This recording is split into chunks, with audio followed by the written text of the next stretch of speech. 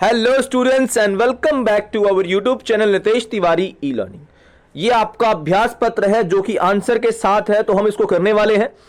लगभग आपको कह सकते हैं कि 11वीं क्लास में 3 घंटे आपको दिए जाते हैं आपके एग्जाम में, और 80 मार्क्स का मैक्सिमम होता है, मतलब 20 मार्क्स टीचर के पास होता है। अब आपको बहुत सारी सैंपल पेपर की वीडियोस यूट्यूब में आने वाली हैं, कुछ तो हम भी प्रोवाइड करवाने का प्रयास करेंगे और भी, लेकिन जो चीजें आपको वहां नहीं मिलेंगी आपको इस वीडियो के साथ साथ हमारे चैनल पर मिलेंगी, वो है एक्सपीरियंस। एक्सपीरियंस नहीं मिलेगा दोस्तों। पिछले 6 से 7 साल से मैं आपको पोल साइंस पढ़ा रहा हूं, मतलब मैं ऑफलाइन पढ़ाता हूं और इसी साथ हम लोग ऑनलाइन आने का प्रयास भी कर रहे हैं। तो यहां पर जो एक्सपीरियंस मेरा 6 सालों का है वो आपको मिलेगा। अब ये क्वेश्चन तो भाई क्या रिपीट हो जाएंगे? जी बिल्कुल, क्वेश्चंस रिपीट होते हैं, बट दूसरे तरीके से क्वेश्चन कैसे बनेगा और उसका आंसर कैसे देना है वह मैं आपको बताऊंगा। अगर आप चैनल पर नए हैं, चैनल को सब्सक्राइब कर लें, बेल आइकन को जरूर दबा दें। सबसे पहले आपको कोई ये नहीं बताता कि इसको बहुत जरूरी होता है पढ़ना। सामान्य निर्देश या फिर इंस्ट्रक्शंस को पढ़ना इतना जरूरी होता है कि आप पूछिए मत। जरा सी गलती और आप पूरा पेपर आपको खराब। तो प्लीज कृपया करके कोई सा भी एग्जाम देना, history, pol science, geography, sociology, English, Hindi, whatever it is, लेकिन आपने ये जो इंस्ट्रक्शंस हैं, जो कहा जाता है, बच्चे ध्यान नहीं देते, इसको पढ़ो यार, तभी तो पता चलेगा कि कितने क्वेश्चन करने हैं और क्या क्या क्राइटेरिया है। तो सबसे पहले समझेंगे, इसमें हमारे हैं 5 भाग, ए बी सी डी और ई, सभी अनिवार्य है, मतलब कोई नहीं छोड़ना है। देखो, उसके बाद फर्स्ट से लेकर 12 तक आपके मल्टीपल चॉइस क्वेश्चंस हैं। उसके बाद 13 से 18 आपके पास 2 नंबर वाले क्वेश्चंस हैं, जिनको आपको 50 से 60 वर्ड में लिखना है। अब ये भी जरूरी है कि 50 से 60 वर्ड में ही लिखना है। उसके बाद 19 से 23 4 नंबर वाले, जिसमें आपको 100 से 120 वर्ड्स में होना चाहिए। और उसके साथ साथ जब हम पैसेजेस की बात करते हैं, कार्टून की बात करते हैं, तो देखिए यहां पर जो पैसेज और कार्टून है, ये आपके जैसा ऑप्शन दिया होगा उस हिसाब से हमें बताना होता है, और तो इशू इसमें ज्यादा आएगा नहीं। मैप का तो एक ही क्वेश्चन है, मैं आपको बता दूंगा कौन सा क्वेश्चन बनेगा। उसके साथ 27 से 30 जो 6 नंबर वाले क्वेश्चन है, जिसमें 170 से 180 वर्ड्स हमें लिखने चाहिए। अब इनको करने का तरीका भी बताऊंगा मैं, तो अगर आप चैनल पे अंत तक बने रहेंगे, मतलब वीडियो को अंत तक देखोगे, तो बहुत कुछ चीजें नई पता चलने वाली है आपको। ठीक है, तो आइए शुरू करते हैं फर्स्ट क्वेश्चन से। भारतीय संविधान सभा की पहली बैठक कब हुई थी?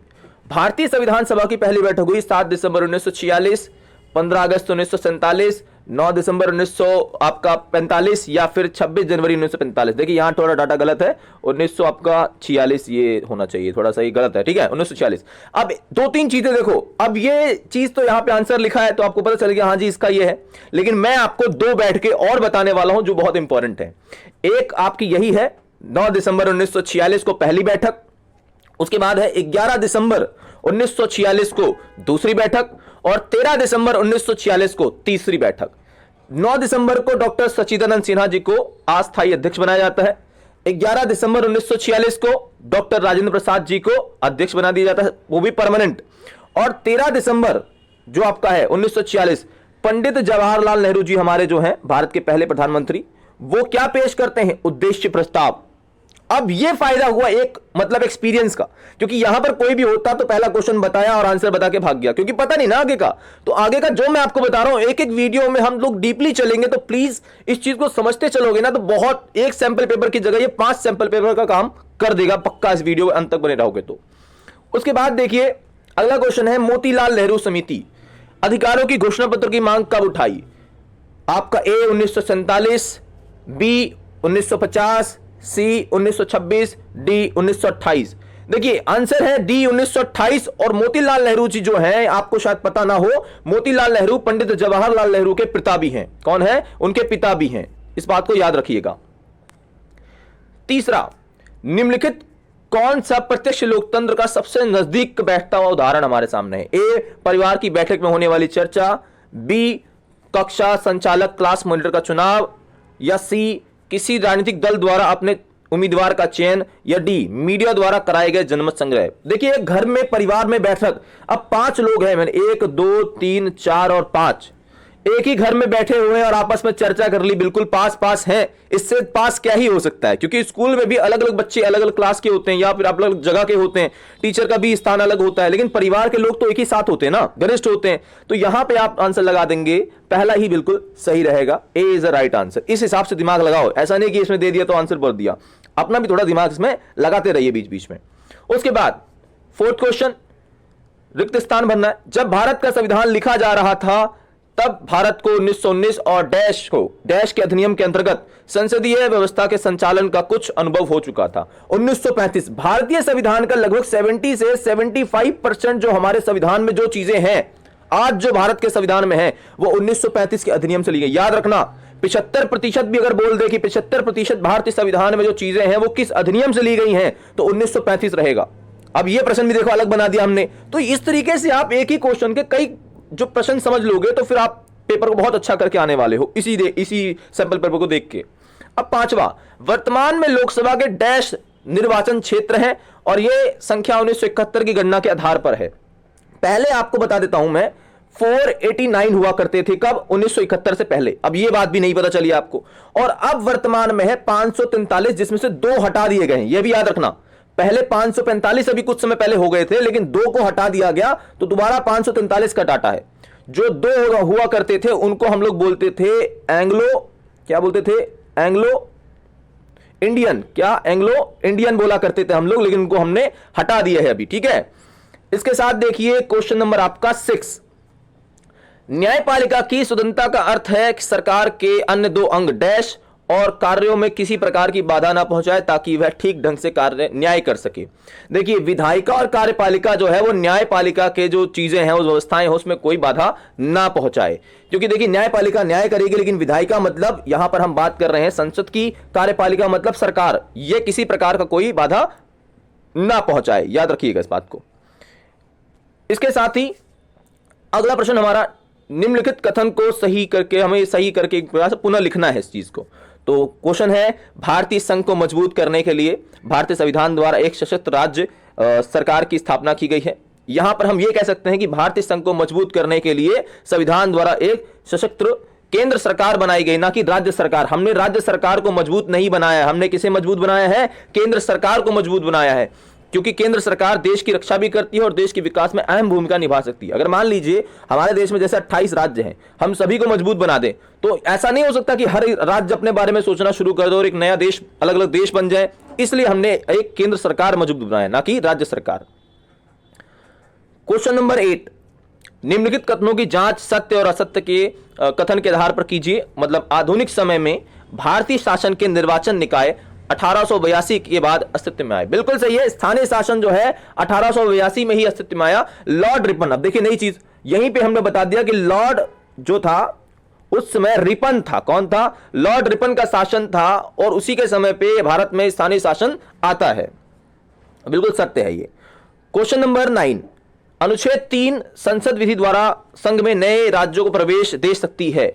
ये आपका नए राज्यों को प्रवेश जो है वो अनुच्छेद 3 नहीं है, अनुच्छेद 2 है। इस बात को याद रखिए। देखिए नई चीज कि अनुच्छेद 2 में एक ऐसी व्यवस्था है जिसमें नए राज्यों को प्रवेश दे सकती है, इसलिए ये गलत हो जाएगा और इसमें 3 दे रखा है। निम्नलिखित प्रश्न 12 से आपका 10 से 12 जिसमें अभी कथन ए है और बाद कारण आर है। कथन का हमें बताना है कि कैसे। ऐसे क्वेश्चन में खासकर तरीका बताऊं, ज्यादातर आंसर ए रहता है, जैसे इसमें भी है आंसर ज्यादातर ए रहेगा। चलिए पढ़ लेते हैं इसको हम। क्वेश्चन नंबर 10 को, भारतीय संविधान किसी एक शीर्षक में अटकने से इनकार करता है। बिल्कुल सही। और भारतीय संविधान उदारवादी, लोकतंत्र, धर्मनिरपेक्ष, आपका संघवादी, सामुदायिक मूल्यों, हामी धर्म की बात करता है, बहुत सारे भाषाओं, भाषाई अल्पसंख्यक की बात करता है, ऐतिहासिक रूप से अधिकारों की बात करता है, वंचित वर्गों के प्रति संवेदनशील है। बिल्कुल सही। तो ए भी सही है, आर भी सही है। देखो ए आंसर, जैसा मैंने कहा अभी कथन और कारण वाले क्वेश्चन में ज्यादातर वैसे मतलब कह लीजिए कि 80% जो चांसेस हैं वो ए ऑप्शन बिल्कुल सही रहता है। अब नई चीज पता चली कि ए ऑप्शन ही लगाना है आपने ज्यादातर, अगर नहीं पता तब भी मैं कह रहा हूं। ठीक है। उसके बाद अभी कथन, नेल्सन मंडेला ने दक्षिण अफ्रीका की स्वतंत्रता के लिए अपने जीवन के 28 साल बिताए। बिल्कुल सही, बिल्कुल सही। नेल्सन मंडेला ने अपनी आत्मकथा लॉन्ग वॉक टू फ्रीडम पुस्तक में लिखी। अब देखिए यहां पे इस बात को हमें समझना पड़ेगा कि जो अभी कथन ए है और कारण आर है दोनों सही हैं, लेकिन दोनों की व्याख्या नहीं करता है। क्योंकि देखिए यहां पे स्वतंत्रता का जो मतलब जो उनकी लाइफ है उससे कुछ खास रिलेशन नहीं है। मतलब ये थोड़ी अलग चीज बुक उनकी आत्मकथा के बारे में है, उनके जीवन के बारे में भी है और भी पड़ाव उनके जीवन के हैं, लेकिन यहां पे जेल के बारे में बात कर रहा है। लेकिन देखिए यहां पे यह भी है कि रिलेशन भी है, तो ऐसा नहीं है कि इसमें अगर दे दिया तो बी ही आंसर बिल्कुल सही रहेगा, क्योंकि इसमें ए और बी का ज्यादातर ऑप्शन बनता रहता है, मतलब इसमें आंसर बी रहेगा क्योंकि दोनों पर सही है। अगर क्वेश्चन बन जाए, आपसे पूछ लिया जाए नेल्सन मंडेला ने कितने साल जीवन के जेल में बिताए 28 साल। उनकी पुस्तक का नाम लॉन्ग वॉक टू फ्रीडम, स्वतंत्रता के लिए लंबी यात्रा। याद रखिएगा इस बात को। क्वेश्चन नंबर 12, अभिकथन ए, समानता की अवधारणा में यह निहित है कि सभी मनुष्य अपनी दक्षता और प्रतिभा विकास करने के लिए समान अवसरों के हकदार हैं। बिल्कुल सही। पुरुष स्त्रियों से बढ़कर है, यह प्रकृति सत्य है। नहीं नहीं नहीं, गलत गलत। ये आपको देखिए, जो अभिकथन आपका ए है ये सही है, लेकिन आर गलत है, क्योंकि यार कैसे हो सकता है ये, ठीक है, तो ये चीज गलत है। क्वेश्चन नंबर 13, राजनीतिक सिद्धांत के दो क्षेत्रों को समझाइए। देखिए, राजनीतिक सिद्धांत जो हमारा है वह सरकार और राज्य के बारे में बात करता है, अध्ययन की बात करता है। दूसरा, शक्ति और राजनीतिक विचारधाराओं के अध्ययन की बात करता है।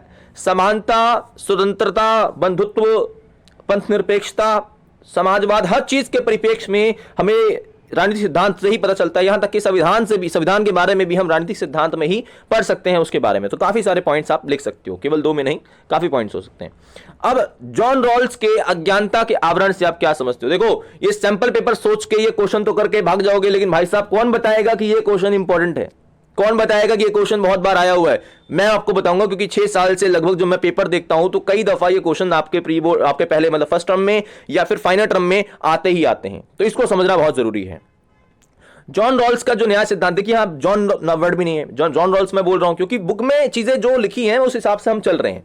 तो जॉन रॉल्स का अज्ञानता का आवरण है। अब ये कहते हैं कि हम खुद को एक ऐसी परिस्थिति में होने की कल्पना करें जहां हमें समाज में ऐसा फैसला लेना पड़े जिसमें समाज को संगठित करने का कार्य दिया जाए, लेकिन हमें साथ में यह ना पता हो कि हमारी समाज में क्या स्थिति होगी, तब हम ऐसा निर्णय लेंगे जो सभी के लिए हितकर होगा। अब ये बात तो पढ़ ली जी, समझ नहीं आया तो कोई बात नहीं, हम समझाते हैं।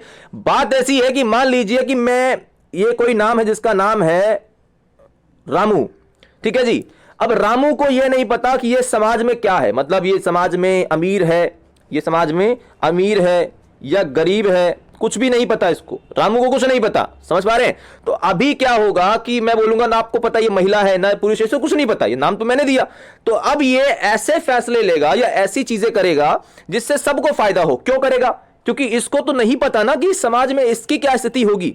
आप खुद ही सोचिए, अगर आपको ना पता हो कि आप कहां से हैं, मां बाप का नाम क्या है, या आप समाज में क्या आपकी स्थिति होगी, तो आप ऐसे फैसले लोगे जिसमें सबको फायदा हो। क्या हो? सबको फायदा हो। और जब आपको की स्थिति पता भी चलेगी तब भी आपको फायदा होगा। क्यों? क्योंकि आपने ऐसी नीतियां बनाई थी। इसलिए यह नीति बहुत मुझे बढ़िया लगती है अज्ञानता के आवरण में, जहां व्यक्ति को कुछ नहीं पता होता कि समाज में उसकी क्या स्थिति होगी और फिर वो अच्छे निर्णय ले पाता है। क्वेश्चन नंबर 15, देखो, राजनीतिक अधिकार 2 नंबर में मैंने कई दफा रिपीट होते हुए क्वेश्चन को देखा है, बहुत बार देखा है। तो राजनीतिक सिद्धांत, राजनीतिक मतलब अधिकार हमारे पास यहां पर 2 बताए गए हैं, मैं आपको और भी बता देता हूं। तो एक तो राजनीतिक अधिकार आपका होता है ही मतदान देने का अधिकार, निर्वाचित होने का अधिकार। मतदान का मतलब आप वोट दे सकते हैं, निर्वाचित मतलब आपको भी चुना जा सकता है, लोग आपको भी चुन सकते हैं। उसके अलावा आप अपनी संगठन बना सकते हो। क्या बना सकते हो? अपना संगठन बना सकते हो, संगठन, ठीक है, संगठन बना सकते हो। इसके अलावा आप अपनी कह सकते हैं कि किसी भी सरकारी पद पर आप बैठ सकते हो, सरकारी पद पर आप भी बैठ सकते हो, यह भी आपके पास लाभ होता है। यह राजनीतिक अधिकार है। और अभिव्यक्ति वाला जो है वह भी राजनीतिक में आप थोड़ा सा लिख सकते हो, कोई इशू वाला बात इतना होता नहीं है अगर अभिव्यक्ति ना आए तो। क्वेश्चन नंबर 16, एक नागरिक दूसरे व्यक्ति के प्रति क्या कर्तव्य है? देखो यार, एक नागरिक का दूसरे व्यक्ति के प्रति यही कर्तव्य है कि वह एक प्रकार से अपने कर्तव्यों को निर्वहन करे। पहली बात तो अपने कर्तव्यों को निर्वहन करे। अगर वह चाहता है, जैसे एक नागरिक का कर्तव्य है वह दूसरे नागरिक के अधिकारों का सम्मान करे। जैसे मान लीजिए कि मुझे स्वतंत्रता का अधिकार है, ठीक है जी। किस चीज का अधिकार है? स्वतंत्रता का अधिकार है, ठीक है। तो मेरा कर्तव्य यह बनता है कि मैं सामने वाले की स्वतंत्रता को ना छीनूं। मेरा कर्तव्य क्या बनता है? मैं सामने वाले के अधिकार को ना छीनूं, मतलब उसकी स्वतंत्रता को मैं ना छीनूं और उसके जीवन में मेरा कोई खास, मैं उसको प्रभावित ना करूं, उसके जीवन को। आप इस चीज को समझिए।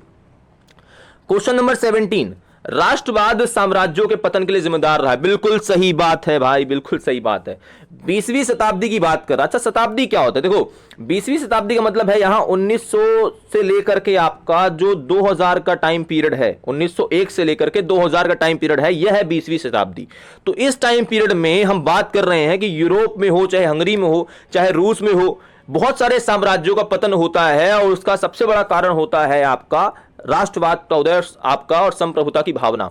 1991 में एक आपने सुना होगा सोवियत संघ का विघटन, तो सोवियत संघ के विघटन का कारण भी राष्ट्रवाद था। राष्ट्रवाद में जो होता है हर देश केवल स्वयं के बारे में सोचता है, केवल अपने बारे में सोचता है, इसलिए बहुत सारे देश जो हैं, बहुत सारे जो साम्राज्य हैं वो बट गए या खत्म हो गए जहां लोगों ने अपने बारे में सोचना शुरू किया। क्वेश्चन नंबर 18, संविधान के दो महत्वपूर्ण कार्य बताइए। संविधान का पहला काम होता है देखो एक नियमों का ऐसा समूह उपलब्ध कराना जिससे समाज एक दूसरे में समन्वय और विश्वास बने। समन्वय का मतलब होता है मेरे भाई तालमेल। क्या होता है? तालमेल। क्या होता है? तालमेल। और विश्वास मतलब होता है ट्रस्ट। तो दोनों चीजें आपस में बन सकें, पहला। दूसरा, समाज यह तय करता है कि समाज में अंतिम निर्णय किसके पास होगा, शक्ति किसके पास होगी, मतलब निर्णय कौन लेगा और शक्ति किसके पास होगी। मैं तीसरा भी आपको बताता हूं। संविधान का तीसरा कार्य होता है कि सरकार की शक्तियों पर सीमाएं लगाना। सरकार की शक्ति पर सीमाएं मतलब ये जो सरकार केजरीवाल की है या मोदी जी की है, तो यहां पर सरकार की शक्तियों पर सीमाएं भी तो हैं, वरना ये लोग तो क्या करेंगे, ये लोग तो हमें भाई बीच चौराहे पे टांग देंगे और गोली मार देंगे। तो इनकी शक्तियां इतनी नहीं है कि ऐसे ही किसी को गोली मार दें, कुछ नियम कायदे कानून है, समझ पा रहे हो। और चौथा ये है कि इनको शक्तियां भी दी गई हैं, इनको पावर भी दी गई है ताकि हमारे लिए रोजगार हो या शिक्षा हो या जो भी सुविधाएं हैं उनको ये दे भी सके। इसलिए तीसरे में इनकी शक्तियों पर सीमाएं हैं और चौथे में इनको कुछ शक्तियां दी भी गई हैं जिससे आम जनता के लिए कार्य कर सके। तो आपकी बुक में वैसे 4 ही कार्य दिए गए हैं पहले चैप्टर में ही, संविधान वाले में। क्वेश्चन नंबर 19, हमें मौलिक अधिकारों की आवश्यकता क्यों है? अरे भाई बहुत जरूरी है, क्योंकि व्यक्ति के विकास के लिए, मूल विकास के लिए, सर्वांगीण का मतलब होता है हर एक प्रकार के विकास के लिए बहुत जरूरी है, जिसमें समाज में समानता, स्वतंत्रता, बंधुत्व, आर्थिक और सामाजिक सांस्कृतिक विकास लाने में मौलिक अधिकारों का बहुत योगदान है। जैसे आपको पता होगा हमारे पास 6 मौलिक अधिकार है: समानता, स्वतंत्रता, शोषण के विरुद्ध अधिकार, धार्मिक स्वतंत्रता का अधिकार, शिक्षा और सांस्कृतिक अधिकार, और छठा आपका है सावधानिक उपचारों का अधिकार, जिसे डॉक्टर भीमराव अंबेडकर ने आत्मा और हृदय की संज्ञा भी दी है। अब देखिए एक ही क्वेश्चन से कितना कुछ हम कुछ बना पा रहे हैं क्वेश्चंस को, तो आपके लिए इतना मतलब परफेक्ट ये सैंपल पेपर है जिसमें आप एक ही सैंपल पेपर में बहुत सारे सैंपल पेपर का जो ज्ञान है, वो चीजें हैं, वो समझ पा रहे होंगे। अब ये क्वेश्चन रिपीट होता है भाई, बहुत रिपीट होता है ये क्वेश्चन, बहुत रिपीट होता है। मैं पहले बता रहा हूं, सर्वाधिक वोट से जीत प्रणाली, जिसको हम बोलते, इसको हम FPTP भी बोलते हैं, FPTP, फर्स्ट पास्ट दी पोस्ट सिस्टम। ये वाला जो है फर्स्ट पास्ट दी पोस्ट सिस्टम आपका होता है ये वाला, फर्स्ट वाला। और दूसरा होता है समानुपातिक, ठीक है। तो दो प्रोपोर्शनल रिप्रेजेंटेशन इसको इंग्लिश में बोलते हैं, प्रोपोर्शनल रिप्रेजेंटेशन, और इसको है first past the post system. अब ये जो दोनों व्यवस्थाएं हैं भारत में दोनों है, लेकिन खासकर हम लोग इस पे चलते हैं। ये वाली केवल राष्ट्रपति के चुनाव में होता है हमारे देश में, राष्ट्रपति के चुनाव में, और बाकी ये वाला पूरे देश में होता है। पहला वाला जो हमारे देश का है वो first past the post system है, मतलब सर्वाधिक वोट से जीत प्रणाली है। इस बात को याद रखिएगा। ये वाला हमने लिया है, ये जो जीत प्रणाली है ये ब्रिटेन से लिया है, इस बात को यही याद कर लो। और ये आपका है नीदरलैंड जैसे देशों में, इजराइल जैसे देशों में इस प्रकार की नीतियां अपनाई, खासकर छोटे देशों में ये वाली होती है। अब दोनों में अंतर क्या है? तो अंतर करने का यही तरीका है, जो इसमें ये जो पैटर्न दे रखा है बिल्कुल परफेक्ट पैटर्न है। आप डिवाइड कर देंगे और ऐसे करके ही हमें करना है, जिसमें सर्वाधिक वोट से जीत प्रणाली होगा, समानुपातिक सामने सामने लिख देंगे। फिर इसका लिखेंगे पूरे देश को, इसमें पूरे देश को छोटे छोटे निर्वाचन क्षेत्रों में बांट दिया जाता है। फिर पूरे देश को ही निर्वाचन क्षेत्र मान लिया जाता है। कहने का मतलब यह है कि जैसे भारत में 543 क्षेत्र हैं, आपको सबको पता है ये बात लोकसभा के, तो ऐसे ही मतलब इलाके बांटे ना हमने, तो कितने हो गए 543। लेकिन यहां पे ऐसा नहीं होगा, यहां पे एक ही जगह पर चुनाव होगा और एक ही जगह पे बहुत सारे चुनाव के प्रतिनिधि जो है खड़े हो जाएंगे, एक ही जगह खड़े हो जाएंगे, मतलब एक ही देश में एक जगह पे हो गए यहां पे। दूसरा, हर निर्वाचन क्षेत्र से एक प्रतिनिधि ही जीतता है। जैसे आपको पता है लोकसभा की सीट है, एक सीट कहीं से है, तो वहां से एक ही व्यक्ति जीतेगा, चाहे खड़े कितने भी हो, जीतेगा एक ही। यहां पर एक से अधिक प्रतिनिधि जीतेगा, अरे कॉमन सेंस है। अब यहां पे एक से अधिक प्रतिनिधि इसलिए जीता जाएगा क्योंकि यहां पे तो एक ही जगह चुनाव सारे हो रहे हैं, ये कारण है। यहां हम लोग प्रत्याशी को वोट देते हैं, मतलब जैसे आप अगर आप लोकसभा की सीट में कहीं से भी हैं, दिल्ली में हम लोग लोकसभा की 7 सीटों की बात करते हैं, तो हमें पता होता है हमारा MP कौन है, क्या है, हमें उसे वोट देना है नहीं देना है। लेकिन यहां पर हम लोग प्रत्याशी को वोट देते हैं, यहां ये लोग पार्टी को वोट देते हैं। किसको वोट देते हैं? पार्टी को वोट देते हैं। तो अंतर है दोनों जगह पे, ठीक है, इस बात को समझिए। उसके बाद चौथा है, प्रत्याशी को मतदाता व्यक्तिगत रूप से जानता है। जैसे मैंने कहा कि हम लोग व्यक्तिगत रूप से उसे जानते हैं कौन है क्या नहीं है, लेकिन यहां पे व्यक्तिगत रूप से नहीं जाना जाता है। तो देखिए हमारे वाले में थोड़ा सा ना व्यक्ति उत्तरदायित्व रखता है हमारे वाले में, क्योंकि प्रत्याशी को ही वोट दिया जाता है, जनता जानती है कौन है क्या है। यहां पे पार्टी से रिलेशन होगा, पार्टी ही तय करेगी कौन क्या है और किसको कितना देना है। ठीक है। इसमें 4 पॉइंट है, जैसे मैंने आपको पहला बताया, ये आपका ब्रिटेन से है और ये आपका जो इजराइल और आप नीदरलैंड की बात कर सकते हैं, तो इस तरह की व्यवस्था है। भारत भी नाम लिख सकते हैं हमारे वाले में, ठीक है। इसके बाद क्वेश्चन नंबर आपका है 21। भारत में प्रधानमंत्री की शक्तियों में आए बदलाव का हमें वर्णन करना है कि हमारे देश में प्रधानमंत्री की शक्तियों में क्या बदलाव आए हैं। तो देखिए, प्रधानमंत्री जो हैं वो राष्ट्रपति के चयन में उनकी भूमिका अब बढ़ गई है। दूसरा, राजनीतिक सहयोगियों से परामर्श की प्रवृत्ति बढ़ी है। अब राजनीतिक सहयोगी जो होते हैं, जिनसे सपोर्ट से वो सरकार चला रहे हैं, उनसे परामर्श लेना पड़ता है। प्रधानमंत्री के विशेषाधिकारों पर अंकुश लगा है। प्रधानमंत्री के जो विशेष अधिकार है उस पर अंकुश लगा है। लेकिन मैं आपको बताऊं, ये कहानी 2014 से पहले की कहूंगा। ये जो बातें कह रहा है ये 2014 से पहले की है, क्योंकि 2014 के बाद अभी तक जो प्राइम मिनिस्टर नरेंद्र मोदी हैं उनकी पावर बढ़ गई है, क्योंकि उसका रीजन है बहुमत। क्या रीजन है? बहुमत। उनकी है पूर्ण बहुमत से सरकार। तो जिसकी पूर्ण बहुमत से सरकार होती है तो उसका जो पावर हो जाता है वो बढ़ जाता है हमेशा से, ऐसा ही हमेशा होगा। चौथा, सहयोगी दलों के साथ बातचीत तथा समझौते के बाद ही नीतियां बनती हैं। यह बिल्कुल सही है कि बिल्कुल बनती हैं, लेकिन अभी वर्तमान, जैसे मैंने आपको बताया, इस तरह की जो संभावनाएं हैं वो थोड़ी सी कम हो चुकी हैं। इसके अथवा में एक क्वेश्चन है कि हमें लोकसभा के 4 शक्तियों का वर्णन करना है कि लोकसभा की 4 शक्तियां क्या है। देखिए, लोकसभा की पहली शक्ति यही कि विधायिका संबंधित कार्य शक्तियां होती हैं। विधायिका मतलब संसद संबंधित इसकी शक्तियां होती हैं। दूसरा, वित्त संबंधित, पैसे संबंधित, क्योंकि लोकसभा है तो लोकसभा में ही पैसे संबंधित जो बिल विल है वो लोकसभा में ही आता है, राज्यसभा नहीं आता है। न्यायिक शक्तियां होंगी, जो लोकसभा है उसके पास कुछ न्यायिक शक्तियां भी होती हैं, जिसमें राष्ट्रपति उपराष्ट्रपति से संबंधित नियमों को या कानूनों को या बातों को रखा जाता है, जनता संबंधित बातों को रखा जाता है। उसके बाद कार्यकारिणी पर नियंत्रण। कार्यकारिणी का मतलब होता है जो मंत्रिमंडल है उन पर भी नियंत्रण लोकसभा करती है, प्रश्नों के माध्यम से या अविश्वास प्रस्ताव ला करके, बहुत तरीके होते हैं वो तो। और ये देखिए, संविधान में संशोधन भी कर सकती है लोकसभा, ये भी आप लिख सकते हैं, ठीक है, संविधान में संशोधन भी कर सकती है। क्वेश्चन नंबर आपका है 22। अब देखिए, क्वेश्चन नंबर जो 22 है, हमें यह याद रखना चाहिए कि हमें संसद की आवश्यकता क्यों है, क्या जरूरत है हमें संसद की। तो देखिए, संसद विधि निर्माण करती है, मतलब कानूनों को बनाती है। क्या करती है? कानून को बनाती है, संसद कानून को बनाती है। दूसरा, संसद बजट पारित करती है। बजट का मतलब है देश संबंधी, जैसे अभी निर्मला सीतारमण जी ने बजट पेश किया है, आपको शायद पता हो कि अभी बजट एक पेश किया गया, अंतरिम बजट। वैसे 1 अप्रैल को देश का जो 1 अप्रैल है, ये पूरे देश का जो बजट है वो उस दिन पेश किया जाता है। तीसरा, संसद सरकार पर नियंत्रण रखती है, हमारी जो संसद है वो सरकार पर नियंत्रण भी रखती है। और चौथा, संसद संविधान में संशोधन भी करती है, संविधान में परिवर्तन कर सकती है। जैसे आपको पता होगा कि हमारे संविधान में अगर हम देखा जाए तो 105 के अराउंड टोटल जो संशोधन है, 5 से 6 वो संशोधनों की संख्या हो चुकी है। अथवा में क्वेश्चन है कि लोकसभा अध्यक्ष के कोई 4 बताइए, मतलब 4 कार्य बताइए। देखिए, पहली बात तो लोकसभा अध्यक्ष का नाम शायद आपको पहले लोकसभा का नाम बता देता हूं। पहला अध्यक्ष कौन था? उनका नाम था G V Mavalankar. G V Mavalankar पहले लोकसभा स्पीकर थे। वर्तमान लोकसभा स्पीकर हैं ओम बिड़ला। कौन है? ओम बिड़ला, ये डा से डमरू वाला, ठीक है। अब यहां पर ये जो हमारे, ये आपको कुछ नई चीज पता चली है ना। अब इनके कार्य में चलते हैं। तो लोकसभा की सभी बैठकों की अध्यक्षता यही करते हैं, लोकसभा में प्रस्ताव की अनुमति यही देते हैं। संसद के प्रवर समिति, एक आपको बता देता हूं, संसद में हमारी बहुत सारी समितियां होती हैं, तो एक प्रवर समिति होती है तथा अन्य समितियों के सभापतियों की नियुक्ति यही करते हैं। और 4th, वित्त विधेयक का निर्णय लेते हैं। वित्त विधेयक का मतलब होता है कि पैसे से संबंधित जो भी कानून है, विधेयक। देखिए, कानून को बनने से पहले क्या कहा जाता है? विधेयक। ये बात भी आपको पता चली कि कानून को बनने से पहले क्या कहा जाता है? विधेयक। तो वित्त विधेयक कानून को बनने से पहले जो मतलब एक प्रकार से वित्त से संबंधित निर्णय है वह भी लोकसभा स्पीकर ही लेते हैं कि यह पैसे से संबंधित है कि नहीं है। क्वेश्चन नंबर 13, कौन से मुद्दों पर भारत में संसद और न्यायपालिका के बीच टकराव की स्थिति रही है? और विभाजन के बावजूद संसद व न्यायपालिका के बीच टकराव भारतीय राजनीति की विशेषता रही। बिल्कुल सही बात है, दोनों के बीच में टकराव हमेशा से रहा है। उसका सबसे बड़ा कारण रहा है संपत्ति का अधिकार। देखिए, संपत्ति के अधिकार को आपको बता देता हूं मैं। 1978 में संपत्ति के अधिकार को मौलिक अधिकार से, किससे? मौलिक अधिकार से हटा दिया गया। क्या कर दिया गया? हटा दिया गया। अब जब हटा दिया गया तो कौन सा संशोधन था? 44 संशोधन। और 1978 कब की बात है? 44वां संशोधन, और 1978 में हटा दिया गया।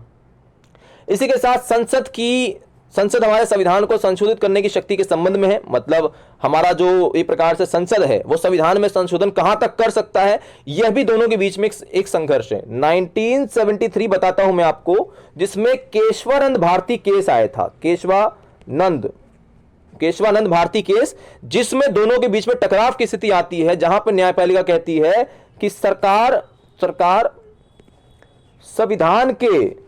संविधान जो हमारा है उसके मूल ढांचे में परिवर्तन नहीं कर सकती। मूल ढांचा मतलब होता है कि भैया तुम ये तो कर सकते हो, सब कुछ कर सकते हो, पर ये नहीं कर सकते।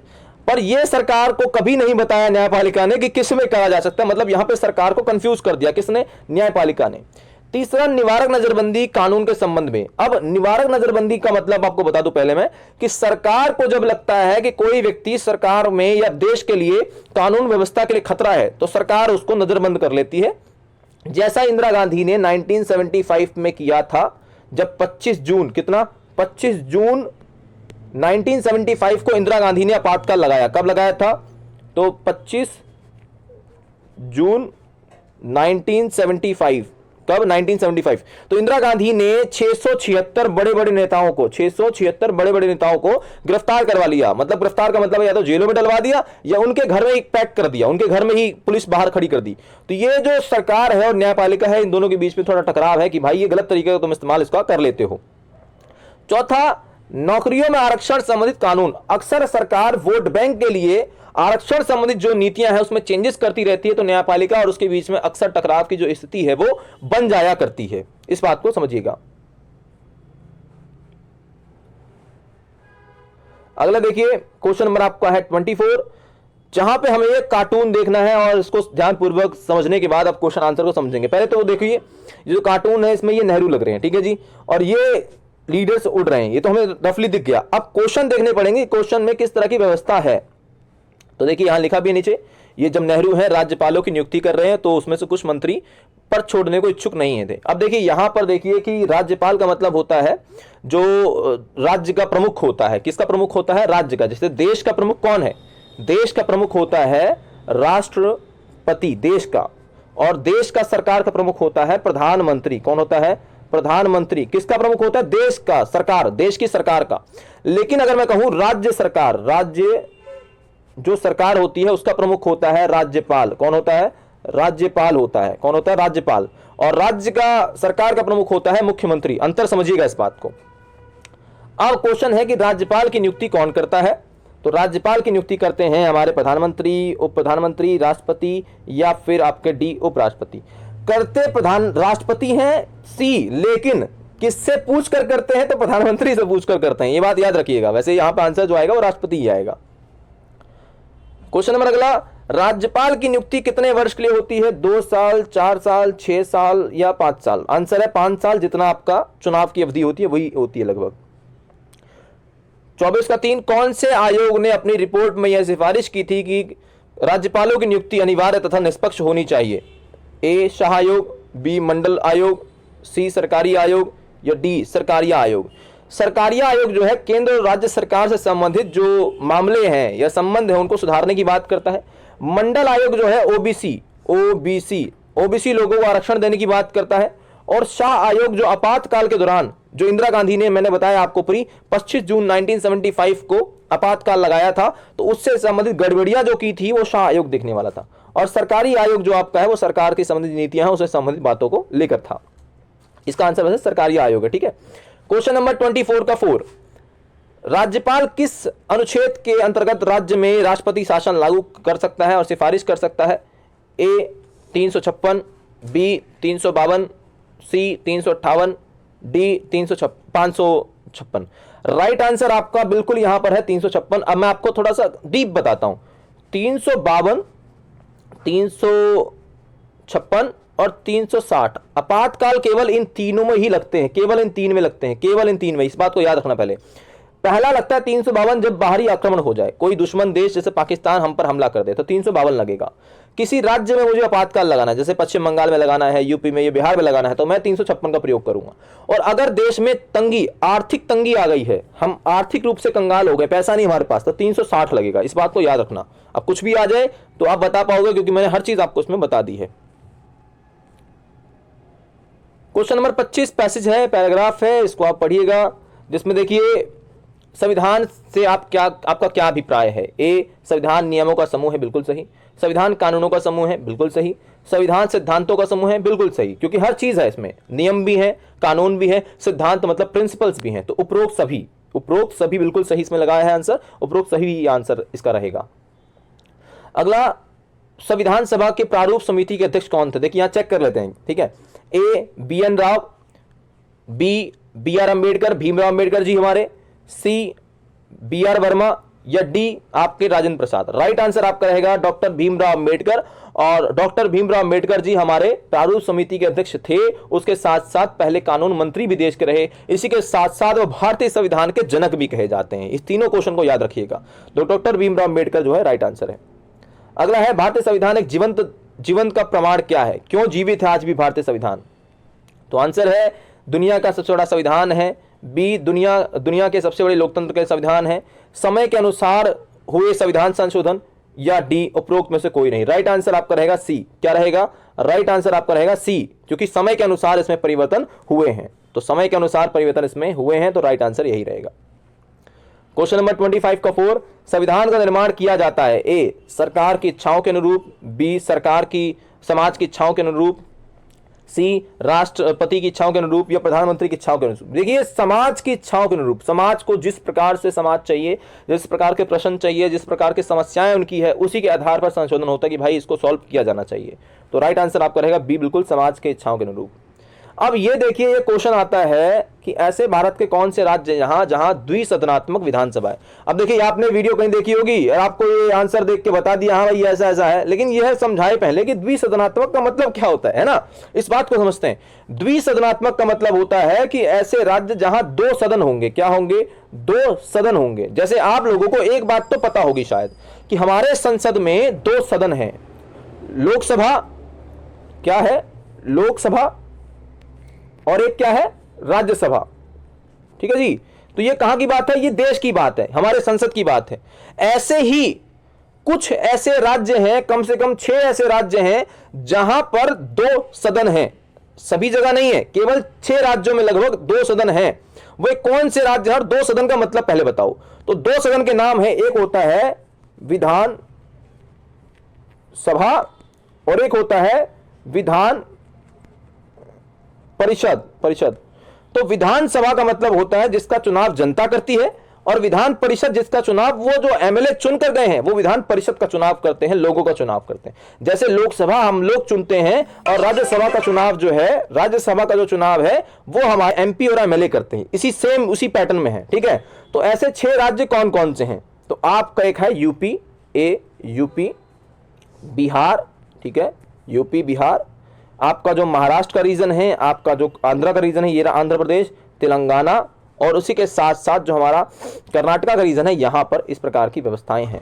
अब देखिए, ये रहे आंध्र प्रदेश, महाराष्ट्र, उत्तर प्रदेश, कर्नाटका, तेलंगाना और बिहार। कोई भी 4 आपको बता देना है, मैं तो कहूंगा सारे याद कर लो यार। ठीक है, ये सारे के सारे याद कर लो। आंध्र प्रदेश, ये आपका लोकेशन ये रहा आंध्रा का। कर्नाटका का रीजन ये कर्नाटक रीजन है, कर्नाटक है। तेलंगाना, ये जो आंध्रा के ऊपर छोटा सा है, तेलंगाना है। बिहार सबको पता है, बिहार मगध साम्राज्य बहुत फेमस। उत्तर प्रदेश, यूपी, ये रहा। तो आपको ऐसे याद कर लेना है, यही राज्य जहां पर, और यही मैप आता है। आप बस राज्यों के ज्यादा याद कर लीजिए, यही मैप ही आता है, और कोई मैप आता ही नहीं है आपका। इस बात को याद रखिएगा। अब क्वेश्चन आपका आता है कि 27वां जनहित याचिका किस प्रकार गरीबों की मदद करती है। देखिए, जनहित याचिका, पहली बात तो अधिकार प्राप्त करना, केंद्र सरकार, राज्य सरकार द्वारा भेदभावपूर्ण जो व्यवहार है उसको रोक सकता है। दूसरा, राज्यों के द्वारा कार्य करते समय केंद्र सरकार का हस्तक्षेप ना करना, केंद्र सरकार हस्तक्षेप नहीं करती है। सी, केंद्र सरकार राज्य के द्वारा वित्तीय सहायता ना देना, विकास संबंधित योजनाएं ना बनाना और उस पर बनाने पर हस्तक्षेप, इस प्रकार की व्यवस्थाएं हो सकती हैं। तो ये काफी ज्यादा मतलब कहूंगा मैं कि ये फायदेमंद है, क्योंकि उसके अलावा कहूंगा कि जो जनहित याचिका है वो जनता के निचले वर्ग के, जो निचला वर्ग है, जो हमारे समाज का एक निचला वर्ग है, जिसे सुविधाएं नहीं मिल पा रही हैं, अवसर नहीं मिल पा रहा है, उसके लिए जनहित याचिकाएं यार सच में बहुत जरूरी हैं। और वो ये सबसे सस्ता माध्यम होता है, सबसे सरल माध्यम होता है, सबसे पास का माध्यम हम कहूंगा कि मैं वो पहुंच पाते हैं। जनहित याचिका से क्या होता है कि मान लीजिए कि मैं गरीब हूं, ठीक है जी, अब मुझे तो न्याय के बारे में नहीं पता, मुझे नहीं पता कि क्या व्यवस्था है, क्या है क्या नहीं है, लेकिन मेरे लिए अब क्या हो सकता है कि कोई अपील कर सकता है और मेरे लिए भी नियमों को बनाया जा सकता है। तो ये बात बहुत जरूरी है। ये जनहित याचिका के फायदे हैं, मतलब इसमें अब तो जनता पास हो चुकी है, न्याय सभी के लिए जरूरी हो चुका है, न्याय सबको मिलने लग गया है, तो ये फायदे हैं। अगला, न्यायपालिका संविधान की संरक्षक है, क्या आप इस बात से सहमत हैं? बिल्कुल सही है, बिल्कुल सही बात है ये। तो न्यायपालिका पहली बात तो हमारे मौलिक अधिकार, जो हमारे 6 मौलिक अधिकार है, उनकी रक्षा करती है। न्यायिक पुनरावलोकन, पुनरावलोकन का मतलब होता है कि न्यायपालिका यदि कोई फैसला सुनाए और मान लीजिए वो गलत है, तो दोबारा उसी फैसले पर न्यायपालिका अपने ही फैसलों पर जांच पड़ताल करती है। तीसरा, न्यायिक सक्रियता। याद रखिएगा 1979 से भारत में न्यायिक सक्रियता शुरू हो जाती है, जिसमें जैसा जनहित याचिका जो है वो 1979 से शुरू होती है, जिसे हम न्यायिक सक्रियता भी कहते हैं, जिसमें कोई व्यक्ति अगर केस नहीं लड़ सकता, अपने लिए नहीं वकील कर सकता, तो उसके लिए समाज वकील कर सकता है, समाज उसके लिए लड़ सकता है। ये बहुत बड़ा फायदा हुआ समाज के लोगों को। चौथा, सामाजिक और आर्थिक न्याय जो महत्वपूर्ण है वो एक प्रकार से मिलना लोगों को लगा। न्यायपालिका एक प्रकार से संरक्षक के रूप में जब काम कर रही है। तो इसी के साथ क्वेश्चन नंबर आपका 18, पंचायती राज व्यवस्था से क्या अभिप्राय है? यदि आप जिला कलेक्टर होते तो आप गांव के किन समस्याओं का समाधान करते? देखिए, पहली बात तो यह है कि गांव और जिला स्तर के शासन को, याद रखिएगा, गांव और जिला स्तर के शासन को पंचायती राज व्यवस्था जो आपकी है, इसमें गांव और जिला स्तर का शासन होता है, जिसमें 3 स्तर का शासन होता है। कितने? 3, ऐसा करके होता है। सबसे नीचे गांव, फिर ब्लॉक, ये वाला बीच वाला ब्लॉक, समिति या मंडल, मुकद्दम, कुछ भी कह लीजिए, और तीसरा होता है जिला, मतलब सबसे निचले समय चलना होता है। पहला जो बनेगा वो यही गांव वाला है, दूसरा ये, और फिर तीसरा ये, क्योंकि बड़े बड़े में हमें नीचे से ऊपर जाना है, ठीक है, याद रखना इस बात को। अब यदि मैं गांव का कलेक्टर हूं तो मैं किन समस्याओं पर ध्यान दूंगा? पहली बात तो देखिए, गांव में बिजली की, यार आज भी कितना भी कह लो, कुछ ही गांव तक बिजली पहुंची, तो बिजली पर काम करना चाहूंगा। दूसरा, सड़क व्यवस्था, आज भी मेरे इधर की भाई सड़क व्यवस्था गांव की आज भी उतनी अच्छी नहीं है, तो मैं बेसिक चीजों पे काम करूंगा पहले तो। उसके बाद मैं शिक्षा पे बहुत ध्यान दूंगा, जो शिक्षा जैसी समस्याएं हैं देश में, आज भी बच्चों को शिक्षा नहीं मिल पा रही है, इस पर, और आज भी बच्चे आज के जमाने में भी पोलियो जैसी समस्या से या बीमारी के हैजा या पीलिया की वजह से मर रहे हैं, तो मैं स्वास्थ्य पर भी काम करना चाहूंगा। स्वास्थ्य मेरे लिए बहुत आवश्यक कार्य काम आपके, ये कुछ बेसिक काम आपके हैं जो आप पंचायती राज व्यवस्था के संदर्भ में कर सकते हैं, ठीक है, ये मतलब मैं करना चाहूंगा। अब क्वेश्चन नंबर आपका 29, जिसमें अभिव्यक्ति की स्वतंत्रता क्या है और आपकी राय में अभिव्यक्ति सुनिश्चित करना या प्रतिबंध या स्वतंत्रता पर समुचित प्रतिबंध क्या हो सकते हैं किसी पर, मतलब। तो देखिए, अभिव्यक्ति की स्वतंत्रता का मतलब है कि व्यक्ति अपने अधिकारों को व्यक्त कर सके बिना किसी मैं कहूँगा रुकावट के और बिना किसी डर के, यही आपकी अभिव्यक्ति की स्वतंत्रता है।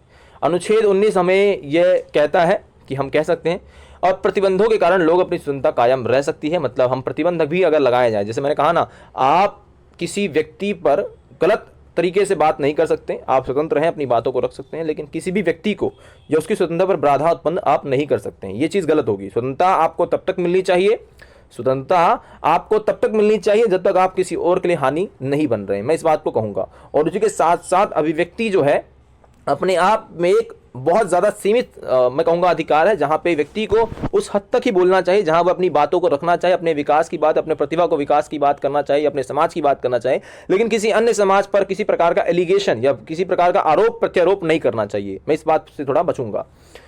ये क्वेश्चन काफी इंपॉर्टेंट है। अब मैं आपको क्यों बोल रहा हूं क्योंकि आया हुआ इसमें नहीं, मैंने बिल्कुल काफी सालों से देखा और मैं आपको हर क्वेश्चन नहीं बोला हूं।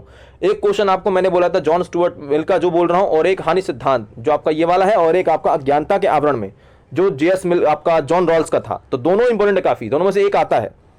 अब देखिए किसी भी, देखिए जॉन स्टुअर्ट मिल, पहली बात तो उनके कार्यों को हम बांट देते हैं। तो जॉन स्टुअर्ट मिल ने व्यक्ति के काम को 2 कार्यों में बांटा है, एक होता है स्वास्थ्य संबंध, एक होता है पर संबंध।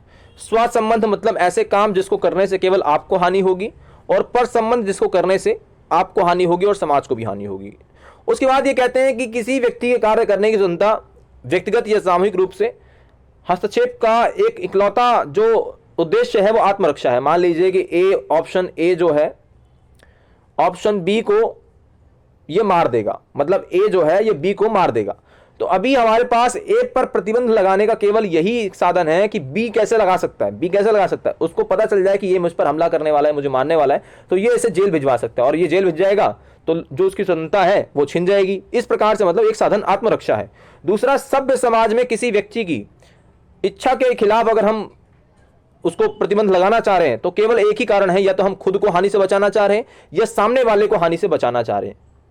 मतलब कहने का मतलब, आप अगर किसी व्यक्ति पर प्रतिबंध लगाना चाह रहे हो, उसको जेल भिजवाना चाह रहे हो, क्योंकि जेल जाएगा तो स्वतंत्रता चली जाएगी, कहीं आ जा नहीं सकेगा, अपनी बात रख नहीं सकेगा, तो केवल यही एक कारण हो सकता है कि आप या तो स्वयं को बचाना चाहते हो या फिर किसी अन्य को बचाना चाहते हो, यही कारण हो सकता है। इस बात को समझिएगा। रटने की जगह समझने पर ध्यान दोगे तो फायदे में रहोगे। क्वेश्चन नंबर 30, सामाजिक न्याय की स्थापना के लिए सरकार द्वारा किए जाने वाले 3 सिद्धांतों को हमें बताना है। समान लोगों के प्रति समान बर्ताव, यह कहता है कि महिला हो, पुरुष हो, आपका अमीर हो, गरीब हो, किसी भी जाति किसी भी धर्म से हो, अगर दोनों काम कोई कर रहे हैं, कोई दोनों 12 घंटे काम कर रहे हैं, महिला पुरुष दोनों कर रहे हैं, तो दोनों को जो मेहनताना है समान मिलना चाहिए, क्योंकि समान वो लोग हैं, मानव हैं, तो समान बर्ताव होना चाहिए। दूसरा, न्यूनतम जो सुविधाएं हैं, लोगों को अवसर जो हैं वे लोगों को मिलनी चाहिए, वो लोगों को मिलनी चाहिए जिससे वो अपना जीवन अच्छा कर सकें।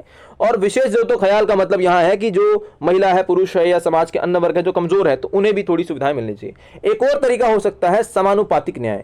समानुपातिक, ये क्या होगा?